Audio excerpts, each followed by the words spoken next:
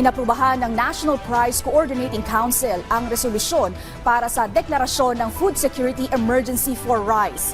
Habang may go signal na ang Metro Manila Council na maglagay ng kadiwa ng Pangulo outlets sa 150 pamilihan sa Metro Manila. Ang detalye sa Balitang Pambansa ni Bernard Ferrer ng PTV Manila. Inaprubahan ng Metro Manila Council ang kahilingan ng Department of Agriculture na makapaglagay ng kadiwa kiosk, outlets at kadiwa ng Pangulo on Wheels sa 150 pamilihan sa Metro Manila.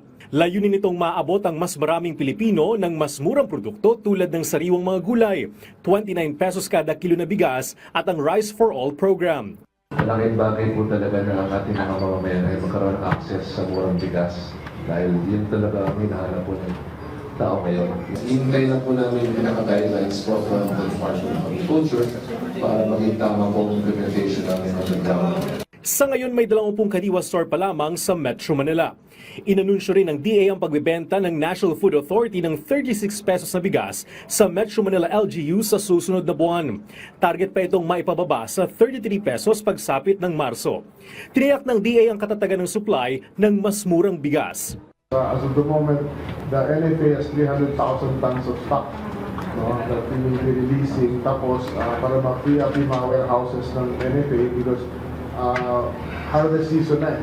Inaprubahan naman ng National Price Coordinating Council o NPCC ang isang resolusyon na hinihikayat ang DA na magdeklara ng Food Security Emergency for Rice dahil sa mataas na presyo ng bigas. Ang hakbang na ito ay magbibigay daan sa NFA na maglabas ng buffer stock ng bigas upang mapatatag ang presyo nito. Nag-ikot naman sina Department of Agriculture Secretary Francisco Tiu Laurel Jr. at Department of Trade and Industry Secretary Maria Cristina Roque sa Pasig Mega Market ngayong araw para suriin ang iba't ibang presyo ng bilihin. Sa Enero 20 ay patutupad na ang Maximum Suggested Retail Price o MSRP para sa imported na bigas sa 58 pesos kada kilo. Mula sa PTV, Bernard Ferrer para sa Balitang Pambansa.